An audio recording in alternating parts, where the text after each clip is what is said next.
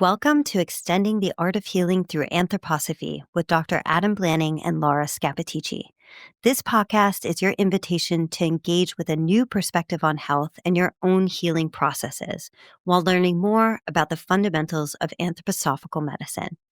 Season 1 is called Awakening Our Understanding of Illness, 100 Years of Fundamentals of Therapy. The book, Fundamentals of Therapy by Rudolf Steiner and Wegman, is our guide throughout the next 5 episodes. In this episode, Adam and I explore Chapter 1, discussing the challenges of standardized protocol-based medicine in contrast to the gifts that arise through the relationship between the doctor, the patient, and the illness. We delve into the significance of the etheric life force for healing, as well as the anthroposophical concepts of imagination, inspiration, and intuition. We hope you enjoy the show, and we look forward to hearing from you.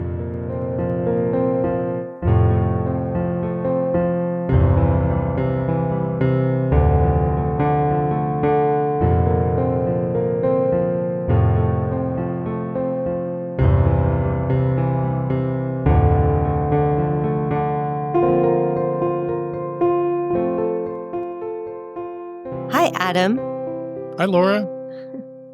Here we are together, and it's really exciting. We have a new project starting right now. I'm really excited about this conversation. Curious also to see what's going to unfold. Yes, me too. Me too. And just so everyone knows, the title we're working with right now is called Extending the Art of Healing through Anthroposophy, which I think is inviting everyone in to explore that with us. So thank you for initiating this, Adam, through the medical section of the Goetheanum, and for bringing your American wisdom and understanding and experience to it. And I just really appreciate that. So let's get started. That sounds You great. want to tell everyone about yourself a little bit? Sure. So I'm Adam Blanning. I'm a medical doctor in Denver, Colorado in the U.S. and am really passionate, truly, about anthroposophic medicine because I think it is such a positive approach to illness and healing. And I have this special opportunity that now for about a year and a half, I'm part of the leadership team for the medical section at the Goetheanum in Switzerland, which really means trying to feel and support what are the needs of the world today in terms of health and illness. And anthroposophic medicine is really something that's happening on many different continents. So that's also really interesting because it's experienced and cultivated different ways, which I love. There's a diversity of how you experience it and how it's helpful for you in the world. So that exchange is very, very nourishing. Laura, how about you? Why don't you introduce yourself a little bit? Yeah, so I am the creator of the podcast That Good May Become, and I've worked with anthroposophy for about 15 years or so, trying to make it more accessible to people. Just get it out there and translate a little bit of it to 2025, which we're in right now, because I do feel there's so much potential for healing through this spiritual path. So overall, healing is the theme, I think, with anthroposophy. And I think Rudolf Steiner, the founder, came out of that. He came out of that stream of healing. He was always trying to heal, education, heal religion, heal the planet through his farming methods. So it's really, there is a healing impulse in everything that he brought. And so we are lucky to be living now and get to carry that on and explore it and extend it together. Absolutely. Yeah, sometimes when people ask, what is anthroposophy? I think one approach is to say, oh, it's a set of knowledge. But really, I think it's it's a way of encounter. And practicing medicine for about 25 years, I have to say that there are certain points where something opens for you, and then it's hard to put the genie back in the bottle, where you say, Yes. why did I never think about that before? Or why did nobody ever teach me it that way? That's so helpful. That's so alive. Or that's so challenging. Mm-hmm. But it's hard to put the genie back in the bottle sometimes. So Yeah, I agree. It's like once I love that word encounter because we don't forget our encounters right. very easily, and they do. We carry them with us, and then they become part of a different sort of worldview, and they aren't easy to suppress or forget. They become integrated in how we experience things. So and I can imagine that's very true through medicine. It's certainly been true through for me with some of the meditative practices that come through anthroposophy. Like it's just sort of changed my understanding of myself and others and the planet. Yeah, Yeah. Yeah. yeah. Encounter and context. And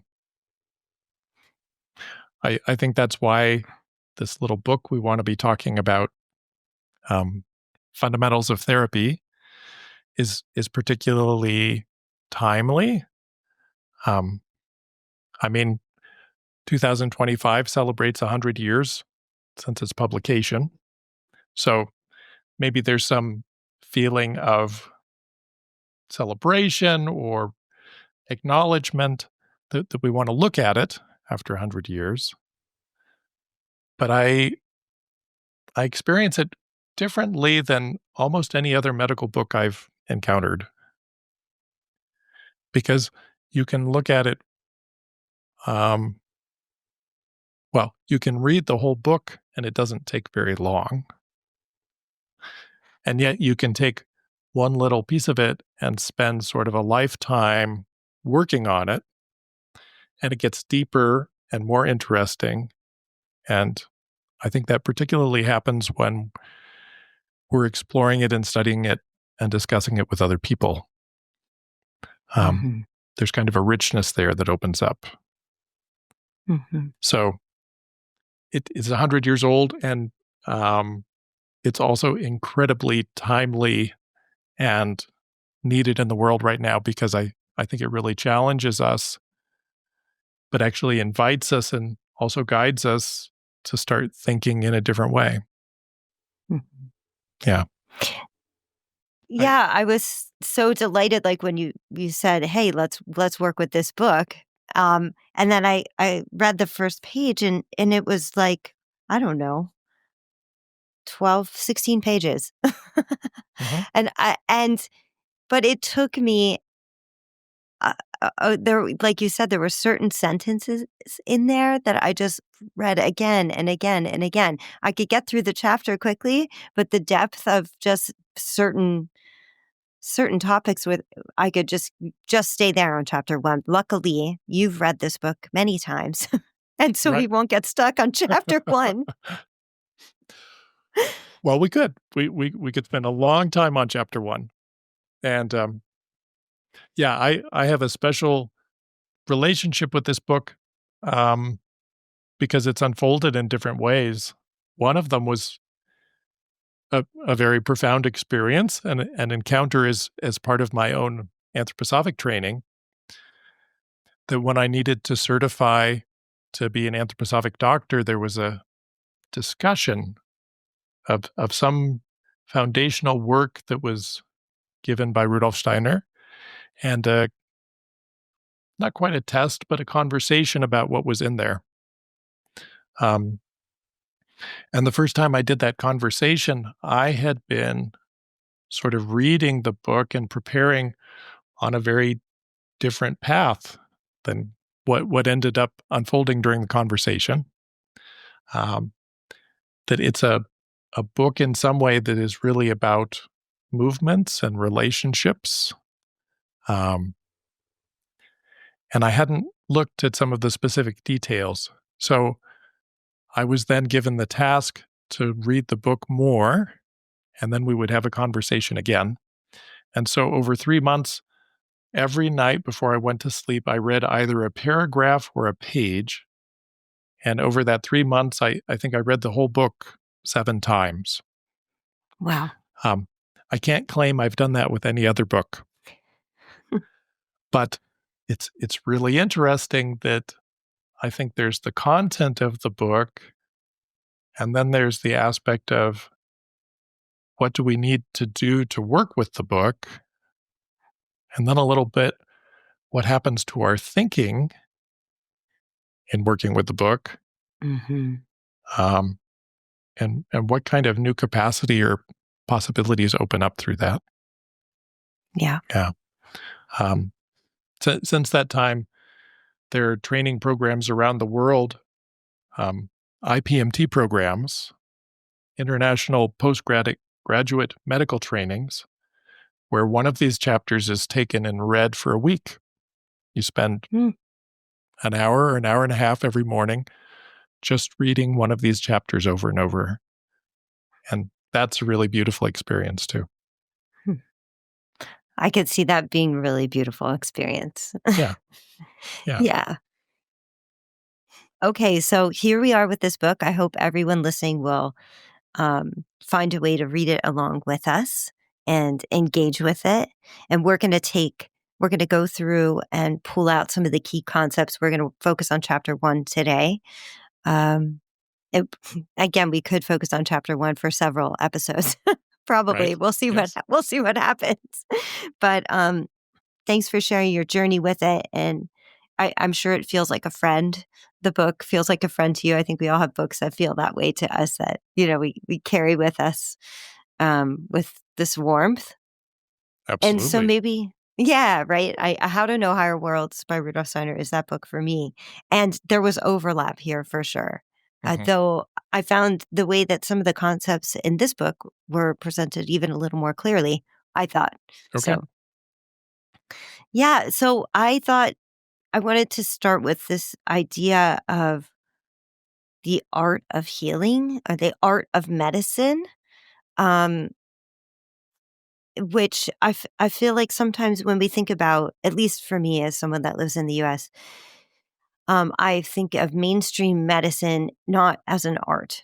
I was having dissonance in my head around that word. And of course, this book I think has that infused. And I wondered if you wanted to talk about that a little bit, because it's right, like within the first few words there, he's talking about the art of medicine.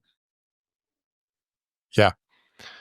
Well, I think the German title of the book is a little bit longer than how it's usually translated in English. And it talks about providing information or guidance for extending the art of medicine. And when I think about the art of medicine, it's kind of the space where something new can happen. Mm. And I actually think right now in today's world, it's almost easiest to define by talking about the negative example or the opposite, which is a medicine which is so standardized, and actually is, as we're approaching the role more and more of artificial intelligence in medicine. I think this is something we'll be meeting and experiencing. Mm. Um, but a kind of protocol-driven medicine or standardization in some ways excludes the individuality of the person, the patient who needs healing, Mm. with kind of not only the structure, but also the assumption that the best answer for what's going to be a healing process is already known. It's been studied, the research has been compiled, recommendations have been created, those have been distributed, and really, there is something based on the past and the assembled knowledge, which is very, very important. But I think there's this kind of ache or hole in medicine where you feel, I show up and it doesn't matter who I am, what my path has been. The answer is already known for me. Last year, I actually was talking to someone in my medical practice who had been to a very renowned national center for a serious health concern. And she said the only thing they were interested in were their protocols. They really weren't interested to see who I was. And that was quite disappointing. Mm-hmm. I think medicine is also evolving in a way that as long as the medical provider knows those protocols and can carry them out, that it also doesn't really matter who the doctor or nurse, therapist, who it is. The answer is already known. So it's a medicine which is kind of removing the space for the individual role of the patient and also removing the space for the individual encounter that happens between two people. And also discounting the fact that I would say is a healer in the world. We want to be gathering lots of information, but there's a kind of deeper perception and development that also is very healing. So I want to say the art of medicine is taking lots of information, having all of that in your back pocket, and also still holding some openness and flexibility to really see what meets the needs and the wishes and the priorities of the moment. Right. Mm-hmm. Yeah. Thank you. I feel like you just named something that people have a hard time naming when they go into medical systems. Medical systems with the best intention of, sort of fixing the problem, like you said. But there's this component missing that you're really naming so clearly here. And I think of like education, where that's happened in education, where you could almost take the teacher out as long as they use the curriculum that's been handed to them with the answer and prescribed, lesson plan. That I think this has happened in education too. It's the standardization, of education, the standardization of medicine, and it doesn't leave room for the encounter with the teacher and the student. Same here. The, and we just talked about with that magic is in the encounter, and yeah, it feels very like materialistic, just It is. like Yeah. hardened, and Right. not living. I'm always looking for life. There's not. That's what worries me in those systems is where's the life, where's the living encounter is how you're naming it. Yeah. Well, I think it's great that you bring up education because I've had some conversations about colleagues and friends who are teachers and the idea that there's kind of a teacher-proof curriculum. That if the curriculum is well developed enough, it really doesn't matter who's the person at the front of the classroom providing that information. And sometimes even a curriculum that's the same across a whole school district or across a whole country. And yes, that takes out a lot of life. There's actually, I think, a beautiful place where Steiner talks about the kind of painful process of putting things into writing. Because as soon as you do that, it gets stuck a little bit. So, yeah, a very important part of these first paragraphs in chapter 1 is saying that we need to fully recognize the principles and methods of conventional medicine, of standardized medicine, because there's a lot of wisdom there. And where do we open the space to really be perceiving what is alive and what is standing there as potential also for the future. Because when things become very fixed, there's really no space towards a new development. Mm-hmm. Yeah. Yeah, exactly. Hmm. And I would say, like, as a medical professional or as an educator, it takes the life out of the educator or the doctor too, because you go in with this like hope for healing or for having children's eyes light up when they see you and they want to learn and you want to heal as a doctor. And then boom, that standardization takes that line. We were talking about burnout before we actually got on here. And I think that's part of it. That's part of the burnout, right? Is the Absolutely. for Well, teachers and doctors, nurses, healthcare. Yeah. mhm. I think when there's so much requirement or expectation of what you have to fulfill around the encounter. I mean, there's statistics now that most doctors spend twice as much time in front of the computer entering information into the electronic medical record as they do with patients. So if I don't know that I could exactly imagine that happening in education, but if you had to do 2 hours of parent emails and faculty meetings and all the things around the teaching, that that takes out the life. Yes. Hmm.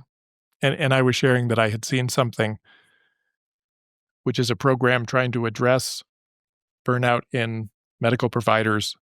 And some of the main recommendations were how to more efficiently work with the electronic medical record. Um, it's not quite the right key place. I don't, maybe that's going to bring a little bit more time, but I don't think it will bring more life. No, no, and it's not the true remedy, and since we're talking about medicine, that is not that is not necessarily it doesn't get to the root of the issue, which is what I feel like anthroposophical medicine, and please correct me if I'm wrong, it's looking at the whole system and the root causes and things like that. And I feel like modern medicine is so good at plumbing. It's like, Mhm. okay, we could take this hip out and put this hip in, or we could fix this valve and put this other valve in, or we could remove this and I feel like, yes, we've got the plumbing down. Right. But like if the whole system has an issue, way harder for modern medicine or mainstream medicine to work with. So okay, yeah, let's get into the Great. book. Yeah. All right. So, where would you like to go first with this? There's so much here.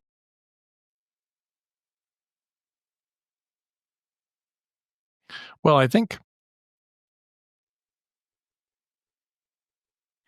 maybe one of the important starting places is just the description of how we can increase our power of thought.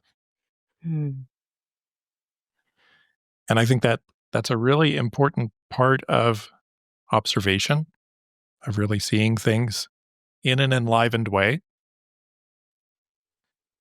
because that art of medicine probably can't really unfold if we don't have some space, some time to really see what's alive and present in the mhm, present moment.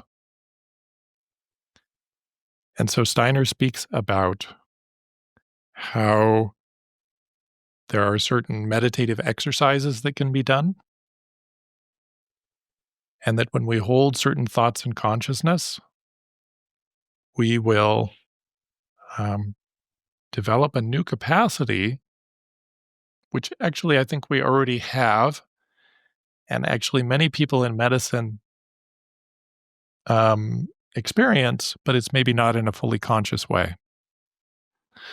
And kind of one example of that in a very practical way could be most of the measures that we use in modern medicine take a process that's flowing in time, that's unfolding in life, and figure out how can I fix it and how can I make a quantitative measurement of it.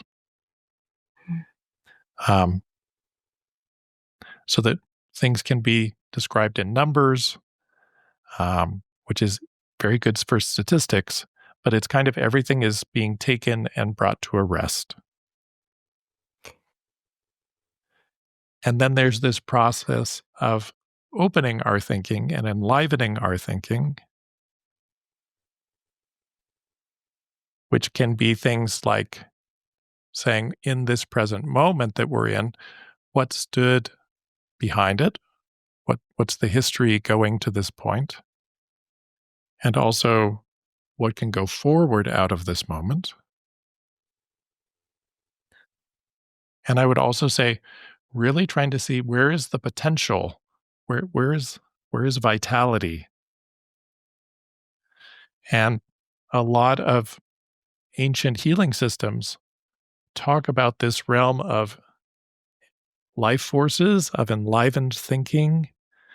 Um, in anthroposophic medicine, it's the etheric body, etheric forces, where if gravity is always taking things and pulling them to a stop, to a conclusion, to a rest, there are these forces which are also taking substance and working in our bodies to continually enliven and help us grow and repair and come into something new.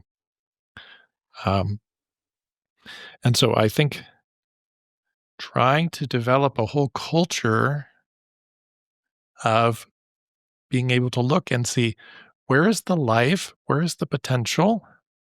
Um, in some ways, it's as simple a question as saying, in this situation, if we're going to plant seeds for something new to happen, are we trying to plant them in enriched soil that has a lot of compost?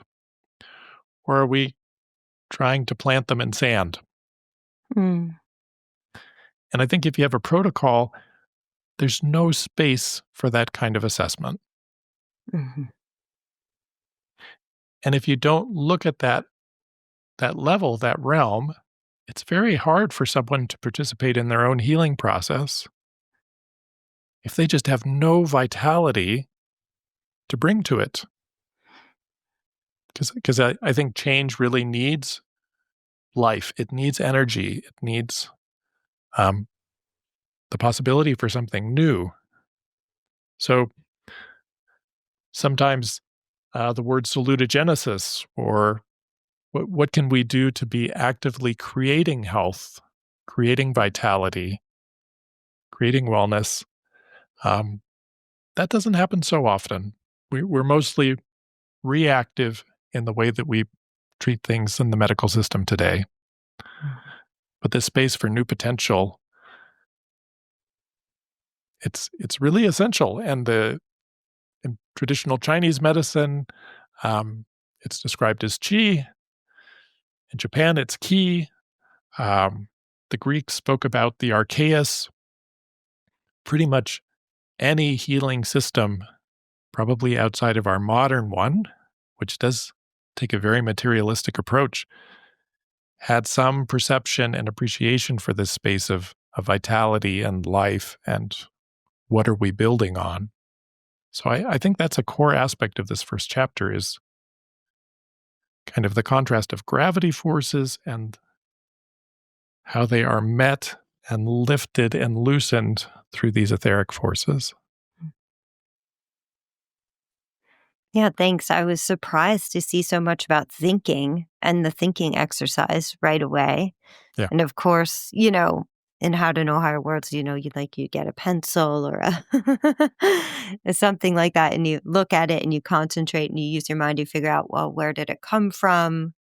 Um, who helped make it? You observe it so strongly, and this does something to your thinking. And of course, this makes sense to have this capacity as a healer. Of course, you want to be able to um, remove assumptions, be able to really focus, be able to see what's right in front of you, be able to hold that focus and see all of it, see all of the person. Yeah. So I was surprised that was in there, and then it made a lot of sense. And then the other thing, like as you're talking, one of the things we started to do in the school I'm working for, um, is we started to do these student success meetings Mm, where the student is a participant in it. yeah. And the first thing we do is look at all their strengths, and we gather them all and we put them on the whiteboard in front of us. And everyone in the room, the faculty, me as the counselor, the parents, guardians say the strengths, and then the student receives that and takes that in. And then we begin to look at the challenge. It's very different than just looking straight to the issue or having the protocol, right? Like, oh, Yes. here's this student has this, we do X, Y, Z, boop, boop, boop. No, it's like, okay, let's look at the whole system. Let's use all our thinking and observation, and then try to get to a place of healing any challenge that's there. So, yeah, that's so powerful. Such a different kind of process that activates this thinking and this sort of strength-based whole system perspective for healing. Absolutely. I think it requires a certain trust that Mm, those growth forces, those healing forces exist, which actually is very empowering also. Because mhm, I think if I'm experiencing illness, but how I can heal and grow and change is a conscious part of the process, that's beautiful. Wow, that then I feel empowered. Um, and also, I think as a provider, um, if I can be looking at that world and recognizing that it's there, and all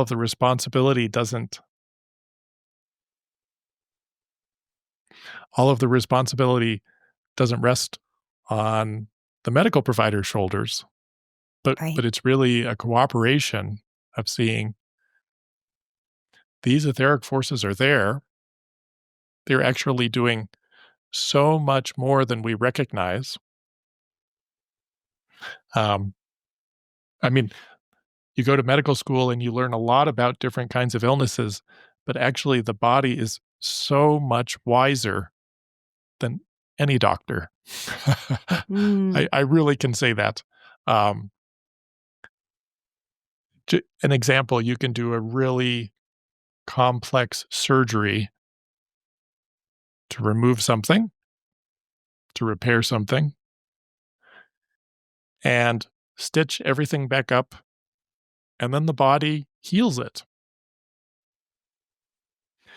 The muscle and the blood vessels and the skin, it's all going to heal back together into a functional state. So the surgery is very complicated, but the recovery, the healing activity that happens afterwards is phenomenal. mm, Um, so this realm of the etheric forces again brings optimism, and it's such an important study. Um,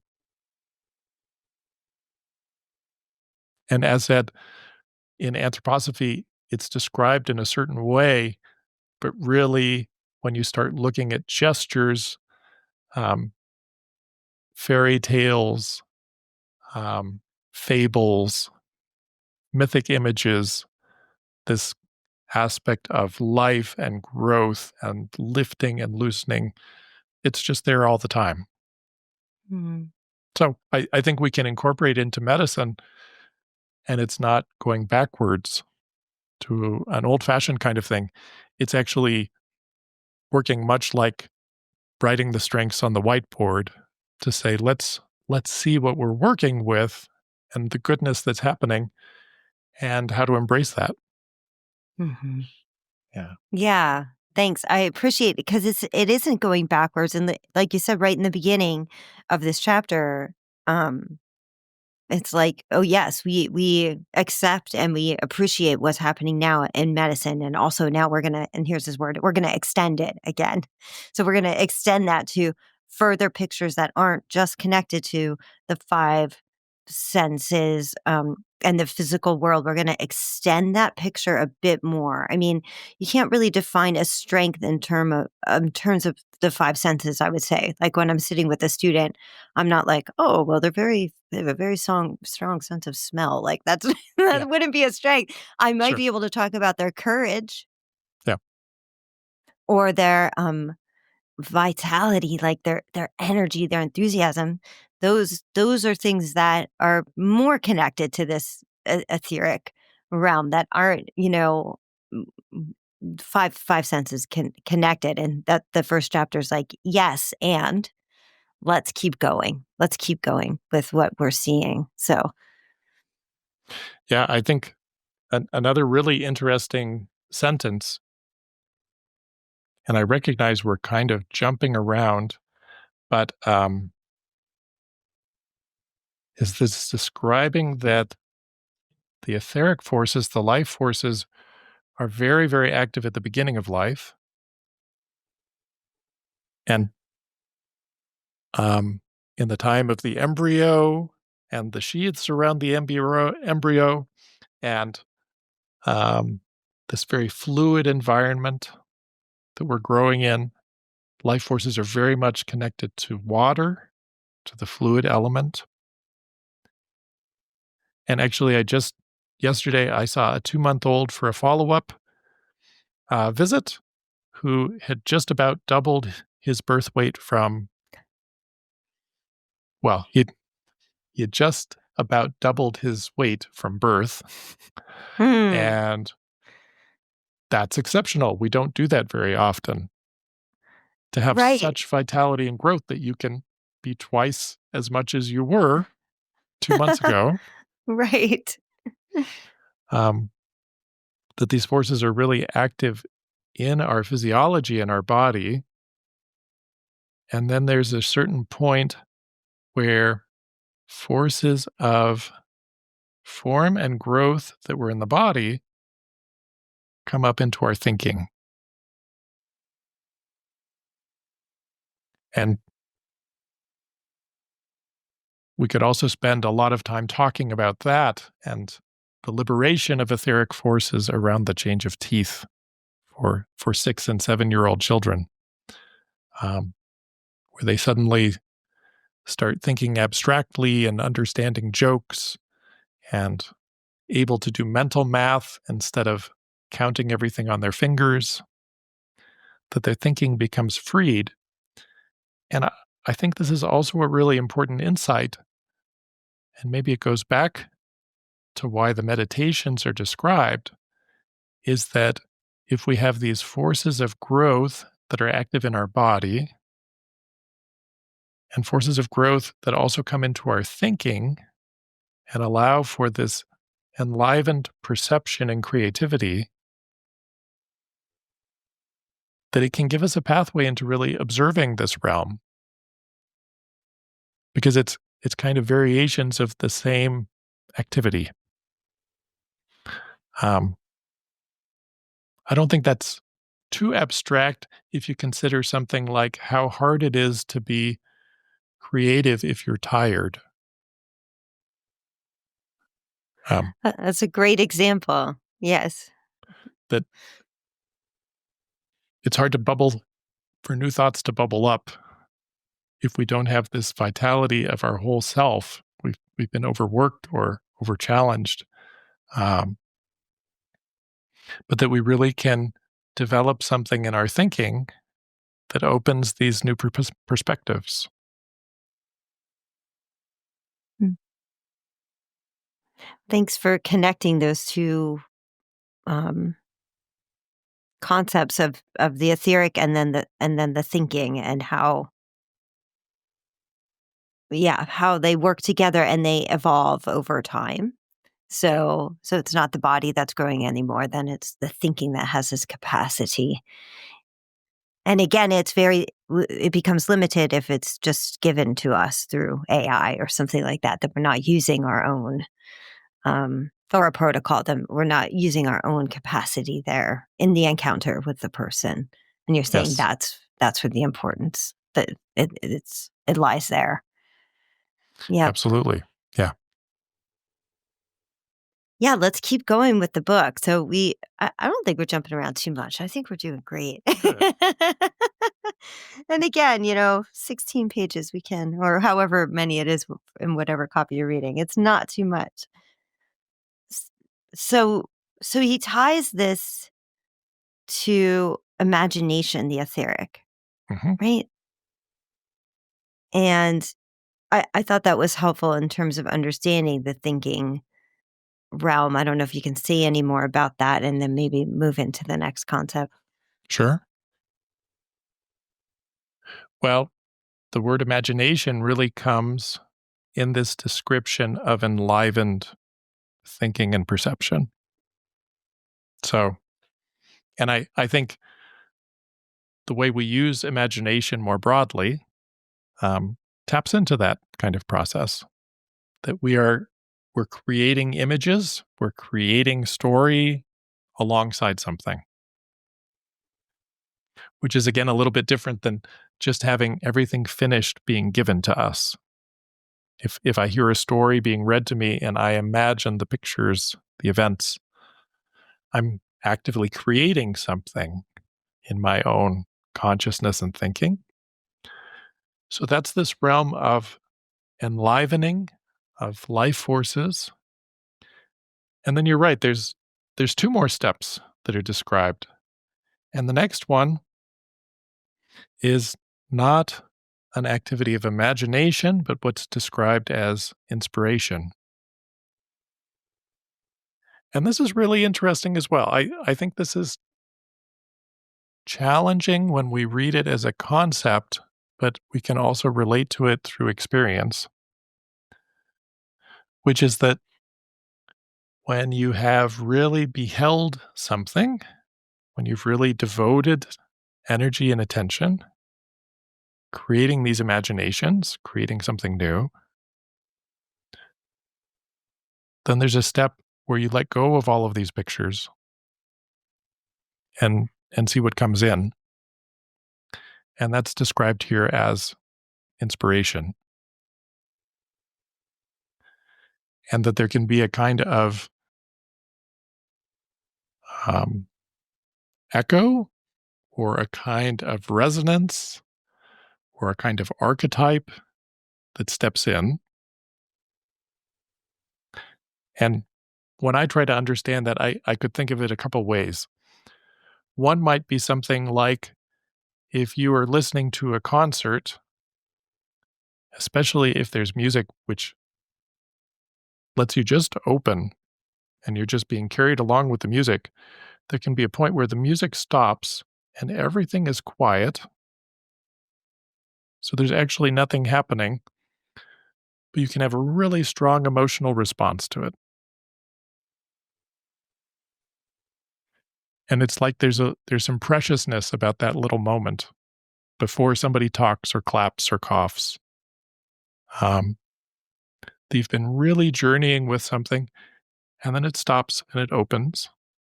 And I think that's some quality of this inspiration. And it's a place where archetypes of spiritual truths can really step in.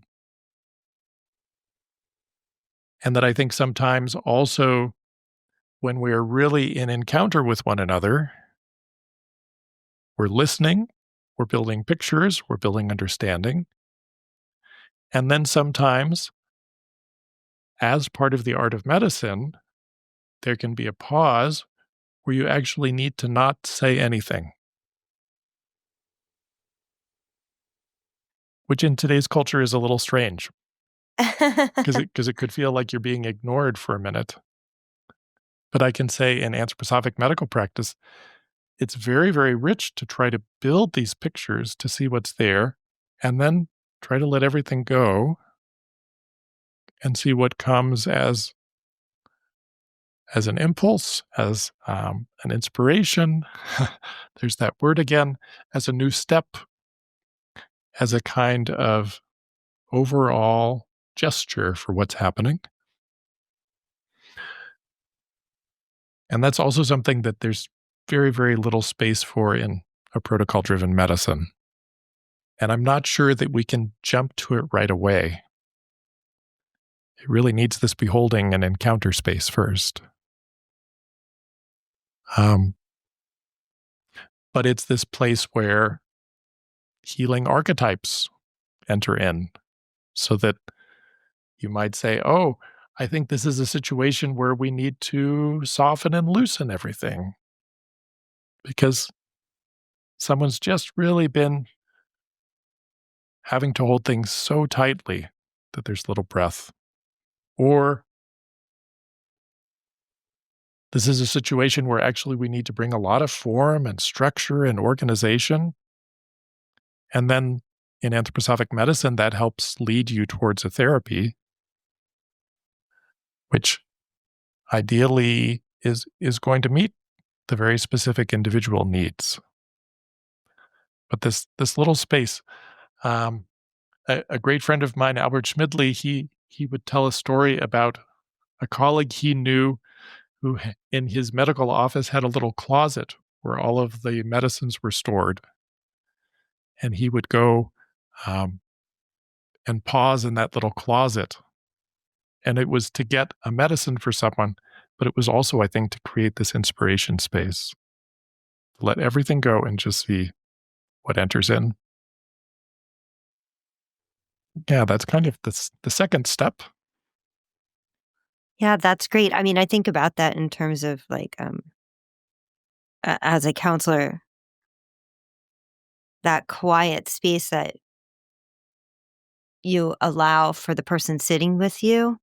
Like maybe there's been a rush of discussion, and then just allowing that quiet space allows their own healing capacity to come in too, or their own recognition of what ails thee, Yes. is able to kind of come in, or a new idea can come in. But it is uncomfortable. I love that he went to the closet just to walk over. It's okay to, step away. And we don't really have a very strong practice of that in our culture, of that, let us sit here and wait Yeah. and And see what comes. Yeah. I also think these are habits or experiences that don't come overnight. So as you're learning anthroposophic medicine, sometimes you're just trying to perceive. You're just trying to create some enlivened picture. And then you may have to say, I think I need to consider this a little bit. I need to think about this overnight. And it's very interesting. I still need to do that sometimes. What people's reactions are. So some people are really puzzled, but most of the time, people are kind of amazed that there's that space for the contemplation to still continue and unfold beyond that immediate moment in the medical office. Yeah. Yeah. And that you're gonna carry them with you Yes, is healing itself, Okay, for someone's thinking of me, and absolutely. pondering what is happening there. No, that's such a gift right there in itself. Yes. Okay, so yes, there is a third. So we've got imagination, inspiration, and then And then we come to intuition. And where imagination was working with etheric forces and inspiration with astral forces, intuition is really working with the forces of the I. And I think this is a space where sometimes we can look at health and illness from a very big step. Like, how does this experience land in the landscape of someone's overall biography?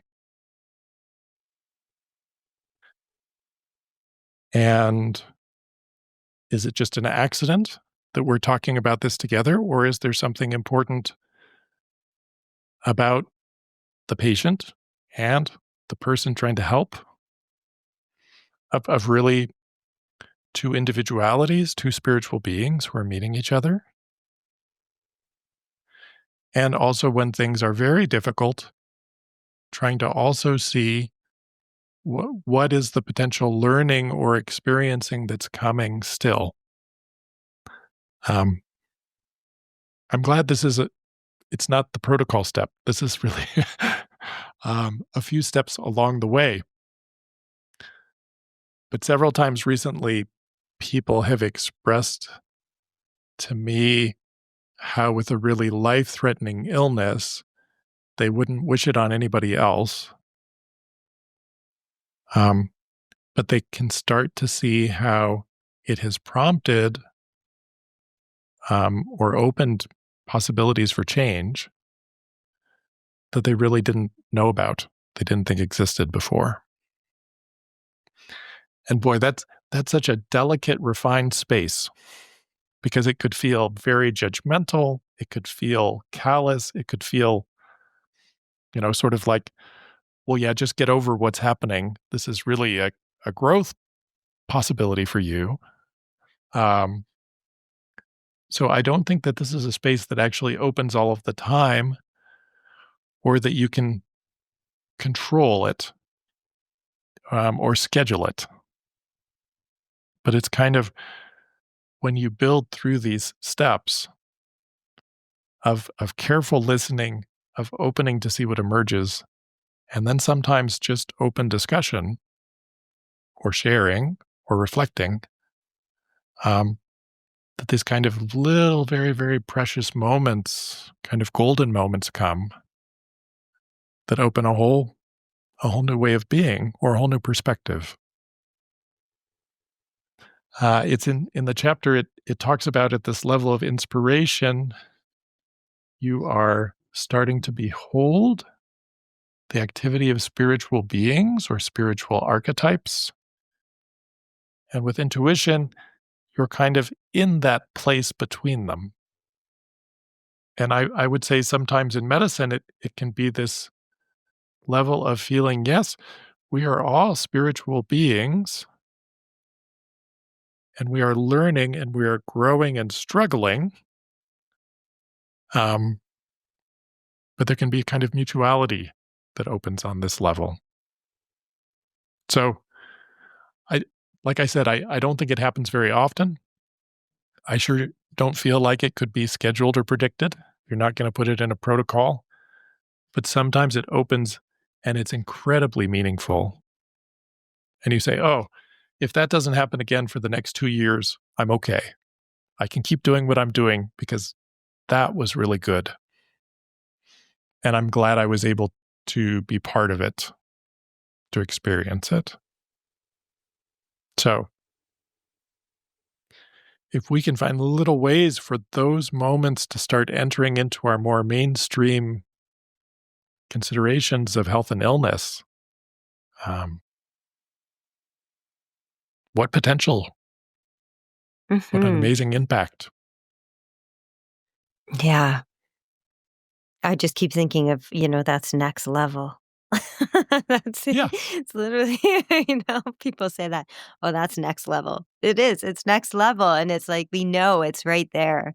And some people do and are able to be there and experience it. And then what a wondrous thing that is to witness it and to Yeah, well, help carry that with them. Yeah. right at the beginning, it says, only someone who not only demands that one affirm his knowledge, but also, in addition, insists that no insight be proposed going beyond the limits of his insight, can reject our efforts a priori. I think that's such a great. If you're saying there's nothing possible beyond what we're doing right now, then none of this will be helpful. But if you can Right. open to next level, and I think we need it. We really need it in the world. We definitely do. And I think we get glimpses of it. And we're so lucky because we're in this time, which, I mean, some people will not say it's lucky, but we can really see each other and witness each other more than we could with the technology we have. So we do have this opportunity to be like, wow, did you hear about what happened in this spot in this person? And you can hear them tell their story. And yeah, we can see it unfolding sometimes. It's really incredible. Yeah. Yeah. I think we're really in a time of encounter. Yes. What a great, that is the time we're in, isn't it? Yeah. Yes. Yeah. So anything else we want to focus on for this episode with this chapter? I'm sure we'll keep referring back to it as we go too, but is there something else you'd like to bring? Well, I think we're just trying to give some context for it. It's maybe a big ask, but I would say if you heard this and you're curious about these first, second, third steps, read this chapter 7 times in the next month. We're going to try to do one of these podcasts about every month for a series. And we'll see how far we get. But that if you can just try to not grab the details immediately and say, oh, this is so frustrating. It doesn't make perfect sense, or I can't immediately relate this to my existing experience, but just try to move a little bit and say, oh, moving is part of what's needed. I have to be flexible in my thinking to read this book. And if you do that, then I think you're going to find there are some times where you pause and you just kind of open up and maybe you find a new perspective. I'm not sure, but I have confidence that this book is really kind of an open secret, that you could find this on the internet. It's there. The text is not password protected, but it takes this time of engagement and encounter and really has some treasures for us. Thank you so much. I love how you're saying it's not password protected. It's not. It's it's our own whatever our password is, we put it in. Right. Our own spiritual personal password to access it. And sometimes that's just a minute to take a breath and say, "Oh yeah, let me just look at this one page. I don't have to rip through that. I can just be with this and see." So, yes, what a great invitation you've just given everyone. Yeah, good. I'll do it myself. I'll read it 7 times. Okay, me too. I'll read it 7 times as well. Okay, well, thank you so much, Adam. I am excited to see the questions that come towards us and the ponderings and what people notice about themselves as they read this and their feelings. And it's so great to have an expert here with us, someone that's working in the field and having these encounters and has worked on themselves to be able to do this. So thank you for initiating this process with this beautiful book. Thank you, Laura. It's great to do this together. And of course, even as you talk about it, you uncover new things yourself. So I really want to see where we get to. Yeah. Thanks so much. Thanks.